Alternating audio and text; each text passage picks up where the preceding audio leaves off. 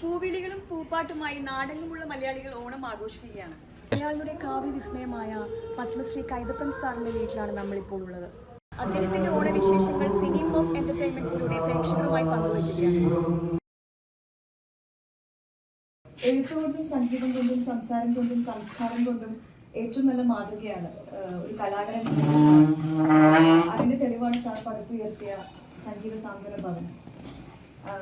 ഓണത്തെക്കുറിച്ചുള്ള അങ്ങയുടെ അനുഭവങ്ങൾ ഒരുപാട് പങ്കുവെച്ചതാണ്. എന്നാലും എന്നും പുതുമ നഷ്ടപ്പെടാത്ത അങ്ങയുടെ അനുഭവങ്ങൾ ഓണത്തെക്കുറിച്ച് പങ്കുവെക്കാം.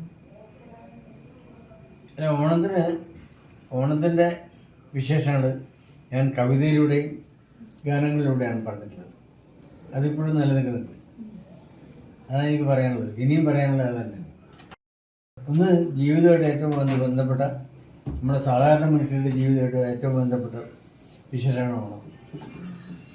അതുകൊണ്ട് കുട്ടിക്കാലം മുതൽക്ക് ഇതുവരെ ഞാനത് ആഘോഷിക്കാറുണ്ട്. അല്ലെങ്കിൽ അറിയാതെ നമ്മൾ ആഘോഷിച്ചു പോകും. അതാണ് ഓണത്തിൻ്റെ വിശേഷം. മലയാളിയുടെ സ്വന്തം ഓണാഘോഷത്തെ മതവൽക്കരിക്കുന്നതിലൂടെ എന്നാണ് സാറിന്റെ അഭിപ്രായം?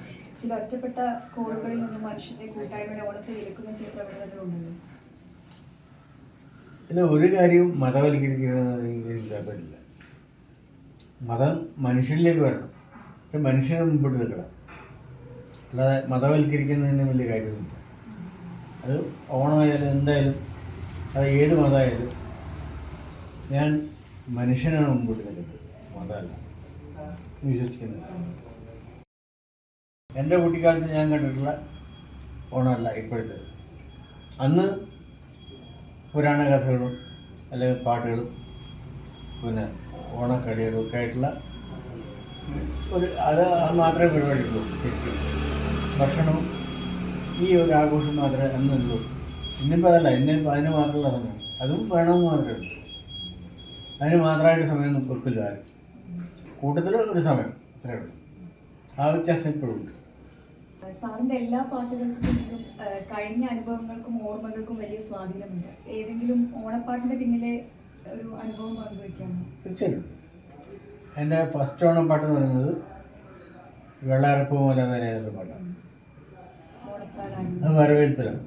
അതിൽ ഞാൻ പറയുന്നത് എൻ്റെ നാട്ടിലെ ഓണത്താറ് എന്ന് പറയുന്ന ഒരു തെയ്യത്തിൻ്റെ കുട്ടിത്തെയ്യത്തിൻ്റെ വിശേഷം അതാണ് അതിൽ പറയുന്നത്. ആ ഓണത്താറിന് എൻ്റെതായ ഒരു പകിട്ട് കൊടുത്തിട്ടാണ് പറയുന്നത്.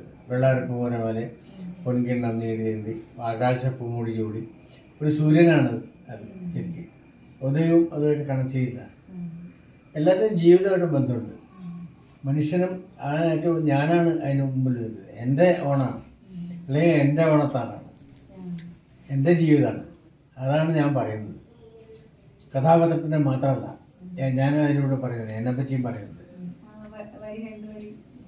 ഓ, വെള്ളാരപ്പൂ മലമേലെ പൊൻകിണ്ണം നീട്ടി നീട്ടി ആകാശപ്പൂമുടി ചൂടി മുകിലാരപ്പട്ട് ചുറ്റി ഓണത്താറാടി വരുന്നേ ഓണത്താറാടി വരുന്നേ.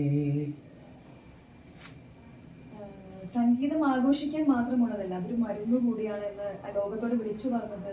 അതിനുവേണ്ടി ഇന്നും സദാ പരിശ്രമിച്ചുകൊണ്ടിരിക്കുന്ന അങ്ങയുടെ സാന്ത്വന സംഗീത രംഗത്തെ പുതിയ പദ്ധതികൾ എന്തൊക്കെയാണെന്ന്, പ്രത്യേകിച്ചും സാമൂഹിക ആരോഗ്യ രംഗം വളരെ അപകടത്തിലായിരിക്കുന്ന ഈ പുതിയ കാലത്ത് ഇതുപോലൊരു സംവിധാനം വളരെ അത്യാവശ്യമാണ്. തീർച്ചയായിട്ടും. ഞാൻ തുടങ്ങിയത് നല്ലത് സമൂഹത്തിന് പണ്ടേ ഉള്ളതാണ്. ഞാനത് കണ്ടെടുത്തു മാത്രമേ ഉള്ളൂ. മാത്രമല്ല ആരും പറയാത്തൊരു സംഭവം ഞാനും പറഞ്ഞു മാത്രമേ ഉള്ളൂ. ഒന്ന്, നമ്മുടെ പിന്നെ ഈ സംഗീതം ആഘോഷിക്കപ്പെടുക അല്ലെങ്കിൽ ഭയങ്കര ആചരിക്കപ്പെടും. ആചരണവും ആഘോഷമല്ല, അതിനിടയിലുള്ളൊരു സാന്ത്വനമാണ്. അതാണ്. അല്ലാതെ വെറുതെ ആചരിച്ചിട്ട് കഴിക്കേണ്ടതല്ല, ആഘോഷിച്ച് തീർക്കേണ്ടതല്ല. സംഗീതം സാന്ത്വനം നടത്തുന്നത് ഈ ഏറ്റവും ആവശ്യമുള്ള ആൾക്കാർ എല്ലാ ഹോസ്പിറ്റലിലും എൻ്റെ നോട്ടത്തിൽ സാന്ത്വനം ആവശ്യമുള്ള, സംഗീതം ആവശ്യമുള്ള എല്ലാവരും മിക്കവാറും ആൾക്കാർ ഹോസ്പിറ്റലാണ്.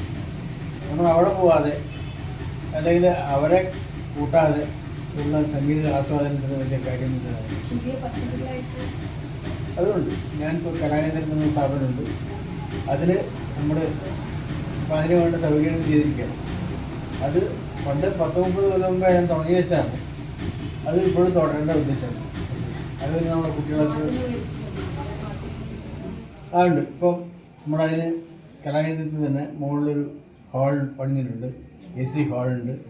അതിൻ്റെ കൂട്ടത്തിൽ അവിടെ രോഗികളെ കൂടി നിർത്തിക്കൊണ്ട് നമ്മൾ വിഷ്വലും സംഗീതവും ഒക്കെ വെച്ചിട്ടുള്ള ഒരു പരിപാടിയാണ് നമ്മൾ ആസൂത്രണം ചെയ്യുന്നത്. അത് ഉടനെ തുടങ്ങേണ്ട പരിപാടിയാണ്. ഇത് കട്ട് ചെയ്ത അതേപോലെ അതെ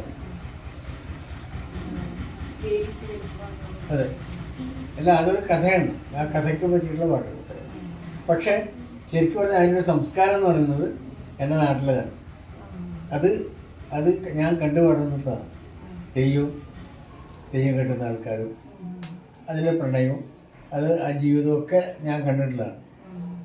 അപ്പോൾ അങ്ങനൊരു കഥ വന്നപ്പോൾ എന്നെ അത് ഏൽപ്പിച്ചു. ശരിക്കും ആ കഥയുടെ ബീജവും എൻ്റെയാണ്. ആ മൂല ഒരു കവിതയാണ്.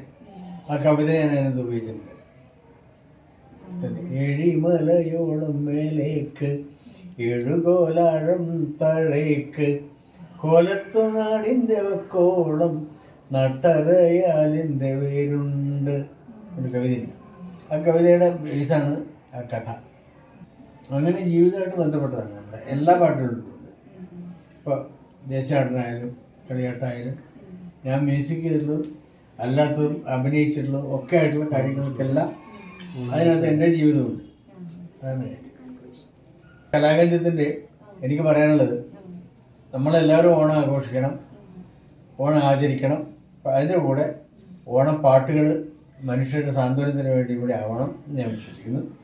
ആ സാന്ത്വനത്തോടുകൂടി തന്നെ നമ്മൾ കലാകേന്ദ്രം ഓണം ആഘോഷിക്കുന്നുണ്ട്. അതിൽ ഞാൻ എല്ലാവർക്കും ഓണം ആശംസിക്കുന്നു. ലോകത്തിലുള്ള മലയാളികൾക്കൊക്കെ അതിന് ജാതി മത വ്യത്യാസമില്ലാതെ എല്ലാവർക്കും ഓണം ആശംസിക്കുന്നു. എൻ്റെ സ്നേഹം അറിയിക്കും.